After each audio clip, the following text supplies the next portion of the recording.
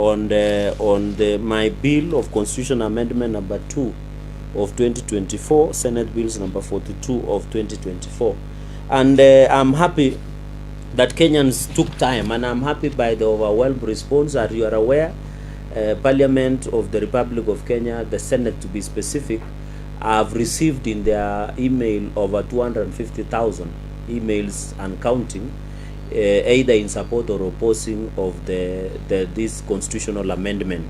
And I want to thank Kenyans. I have not also had peace. My phone is almost collapsing. I have received over 10,000 SMSs and hundreds and thousands of WhatsApp messages and calls, and also SMSs. And I want to appeal to Kenyans to use the official website or email of the Parliament, because my phone is almost crashing. Even in my social media pages, Twitter and or X as they call it, and Facebook and TikTok, I have not had peace for the last. What I want to tell Kenya, I'm listening, I'm reading. Today it was an opportunity to listen to Kenyans. I know the reservations, what they support, what they don't support, and I'm happy media, you have been the greatest partners in this journey. Two things that I want to mention. I have seen largely members of the public are in support of most of the provisions, specifically on the issue of more allocation to counties from 15% to 40%. They agree with it, but their only concern is on the accountability aspect. Therefore, it is the EACC and DC and DPP to fast track cases of corruption and misappropriation of funds, especially financial misappropriation in counties.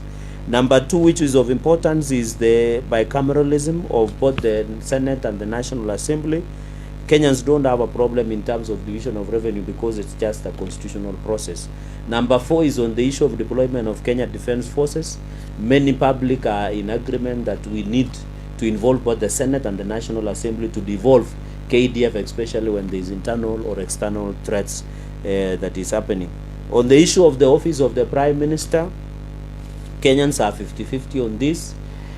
You know, the nature of our democracy in this country is we have 42 tribes, and sometimes many Kenyans feel left out in terms of power sharing arrangement, because at the moment you only have the president, the deputy president, the speakers of houses, both the Senate and the National Assembly, but there are no other senior seats within the country that shows there is a representation. So I thought by creating a new clause 100 and 100 clause 1, sorry, just a quick one. Let me add a clause, introduction of a new clause under article 151A, that there shall be office of the Prime Minister who shall be appointed by the President from the party with a majority or coalition of parties as a Prime Minister, who technically shall be the head of government businesses, a government business, which means the majority leader of the National Assembly will no longer hold that position. The thinking of this is two. One is to ensure representative leadership at the national level, and number two is to ensure that there is that linkage between the executive and the Parliament.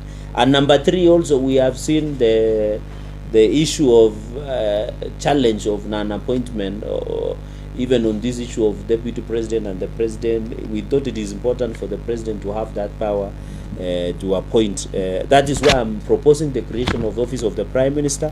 In fact, in this bill, and I think it is captured, is also we are creating the office of the official opposition leader, so that we have a structured oversight within Parliament. At the moment, you're having only majority leader and minority leader who cannot have the ability of oversighting the government of the day. So we want that office of official opposition leader to have necessary resources, office, cars, capacity, so that they can oversight the government of the day. And I thought that would be very, very important. On the issue of term limit, which Kenyans have proposed, have opposed, it is important that I've had Kenyans, others are proposing 3 years, 2 years, 4 years, 5 years, 7 years. I'm proposing 7 years. And many people forget and fail that this thing I'm mentioning was in NADCO report. I think people don't read the reports. In the NADCO report, they have proposed a similar extension of term limit. My reasoning is very simple. You know, Kenya, we have perpetual political mood. Even as we talk today, it is 2 years into elections, but the campaign mood and the politics that is happening across the country, you can imagine we're having elections next week. So one is to create time for delivery.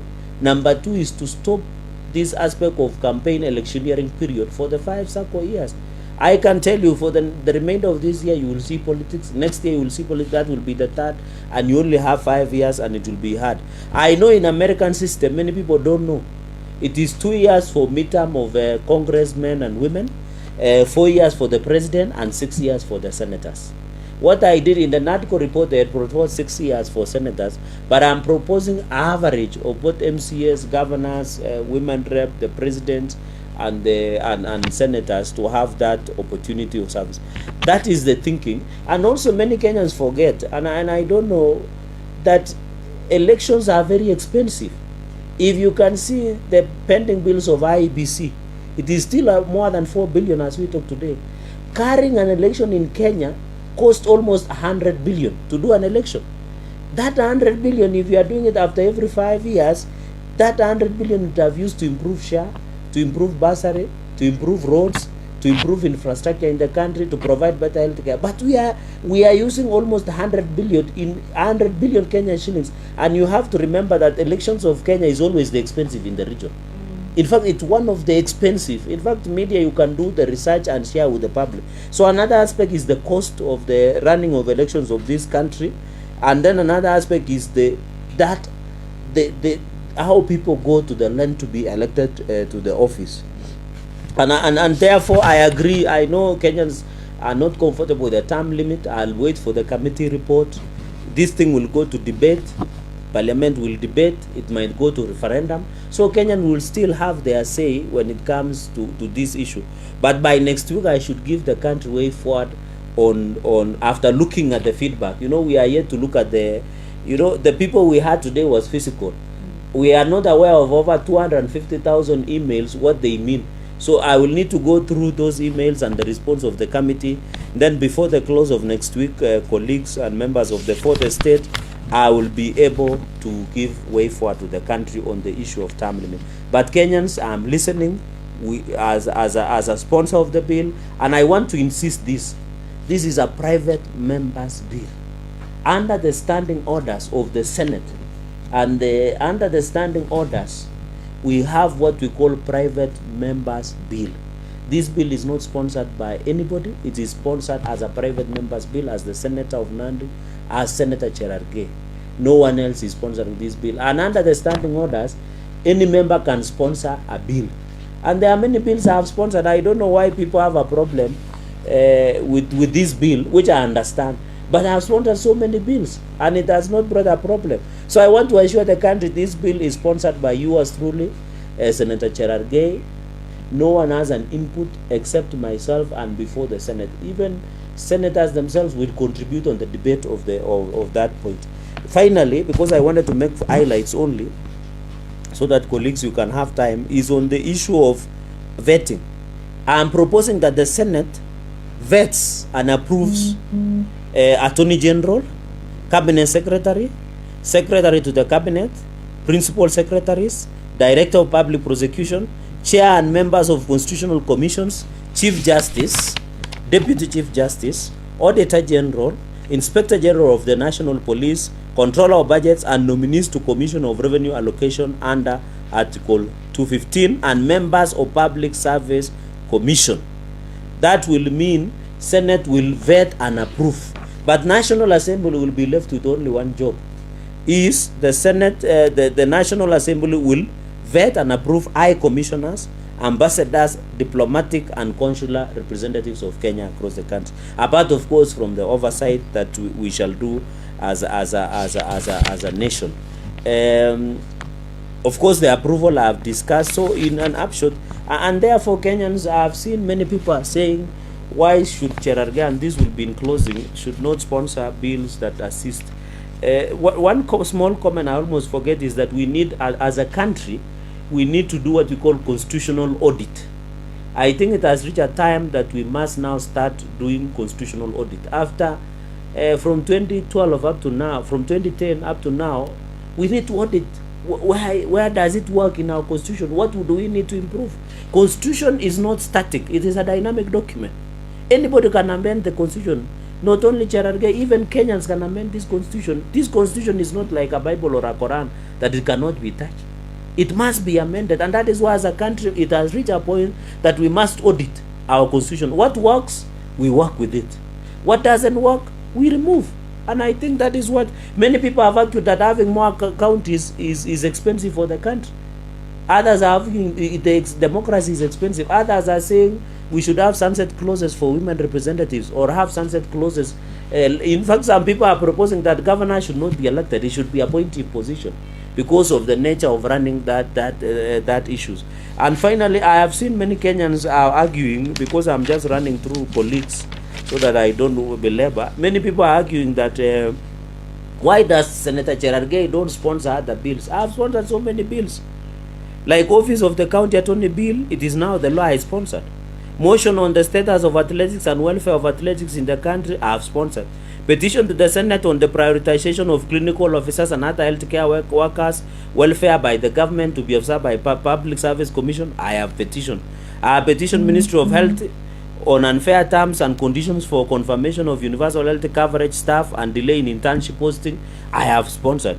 Petition to the concerning non-payment of support staff in contract with Nandi County Government, I have sponsored. The Employment Amendment Bill, where I was seeking right to disconnect, so that colleagues, you only work on call. You don't need to be disturbed by your employer after office work. I sponsor that. The Impeachment Procedure Bill, although it has not come, I am sponsoring that. The Prevention of Livestock and Produce Theft Bill, which is stuck in the National Assembly. It was intended to prevent the issue of cattle rustling and banditry. I am the one who sponsored.